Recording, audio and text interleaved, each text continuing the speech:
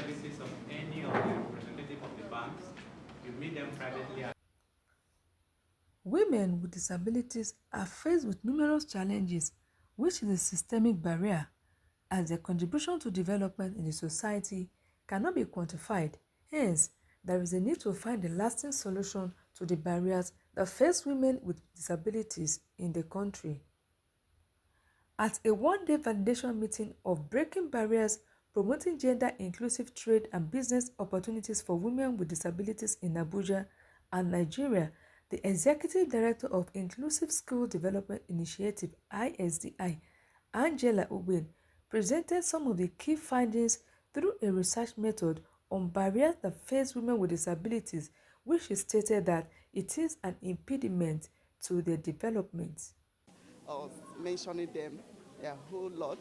I have to start with the one I can, which is accessibility.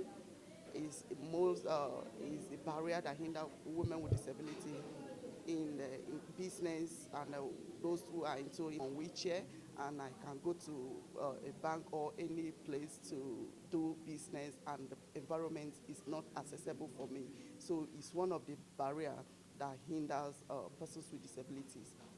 Policy is another barrier because some policy didn't capture persons with disability who are in business, and when approaching banks for loan, and what they will first see woman who is on wheelchair, and the collateral aspect of it is another barrier. Yes, first thing, look beyond disability. I'm a woman with disability doesn't mean I can't do business.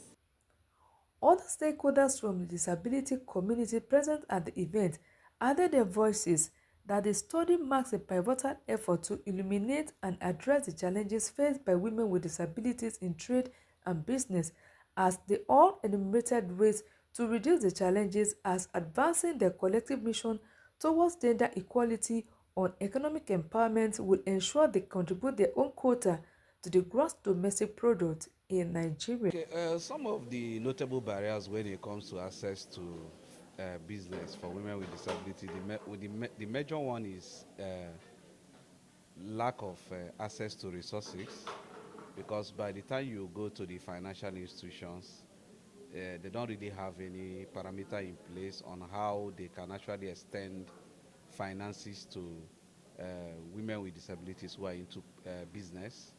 And again, majority of their buildings are not even accessible, so some of them may not even be able to even get to some of these financial institutions to even ask for loans. Communication barrier in most of the financial institutions. Many of them don't even have sign language interpreters to actually communicate with a deaf woman who may be a businesswoman that need grant or loan.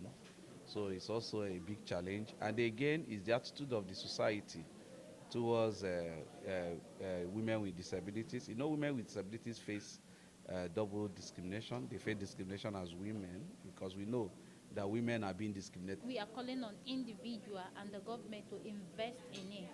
When women with disability are empowered, it creates a job opportunity for them, and it also builds their self-esteem, and it also helps reducing the risk of having risk to sexual violence, gender-based violence, and all other aspects of life. Women with disability, if they are economically empowered, it creates a voice for them. It builds their self-esteem, and then it makes them have this hope that they will be able to take upon responsibility and also be part of the decision-making process within the family and within the society where they are. Concrete steps. One, enhance accessibility. We need to prioritize investment in accessible infrastructures like ramps, elevators, digital platforms. We need to ensure that women with disability can navigate the market, the workplace, online space, and just integrate with society like every other person. Two, there's a need to strengthen financial support. There should be developed targeted loan schemes and financial products for women with disability. Women with disabilities should be empowered to take advantage and be members of this existing network so they can expand their businesses beyond the shores of of Nigeria. And existing policies such as the micro, small, medium scale enterprise are very good opportunities to empower women with disabilities. But That should consider is collaboration as the cornerstone. Sorry, change requires a unit effort.